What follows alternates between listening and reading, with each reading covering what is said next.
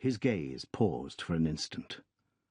At every mooring chain and rope, at every stationary boat or barge that split the current into a broad arrowhead, at the offsets from the piers of Southwark Bridge, at the paddles of the river steamboats as they beat the filthy water, at the floating logs of timber lashed together lying off certain wharves, his shining eyes darted a hungry look. After a darkening hour or so, suddenly the rudder lines tightened in his hold, and he steered hard towards the Surrey shore. Always watching his face, the girl instantly answered to the action in her sculling. Presently the boat swung round, quivered as from a sudden jerk, and the upper half of the man was stretched out over the stern.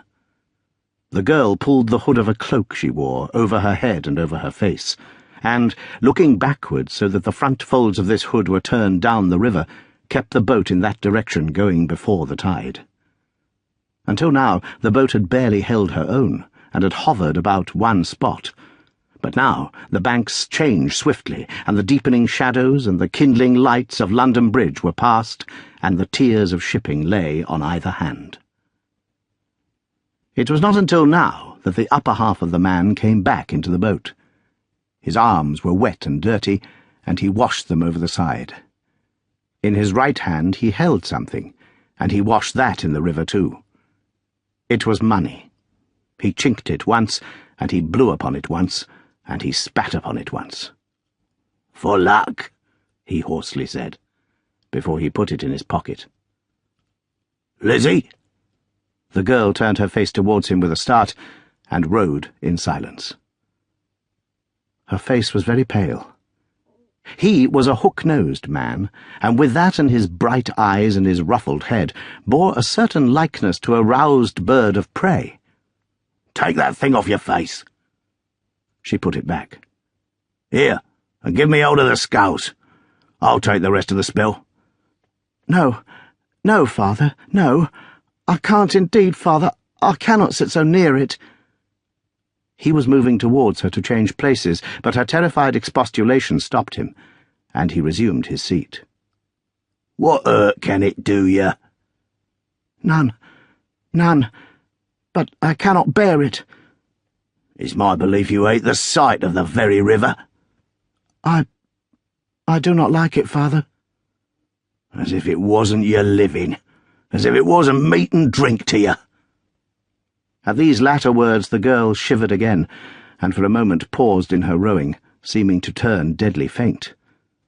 It escaped his attention, for he was glancing over the stern at something the boat had in tow. "How can you be so thankless to your best friend, Lizzie? The very fire that warmed you when you were a babby was picked out of the river alongside the coal barges.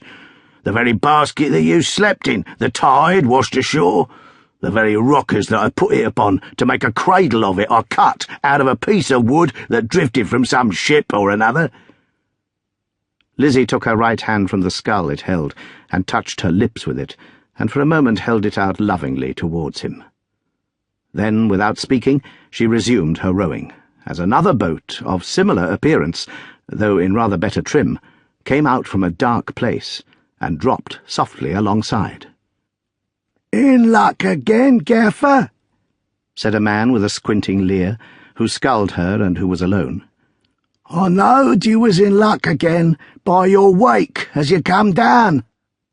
"Ah," replied the other dryly, "so you're out, are you?"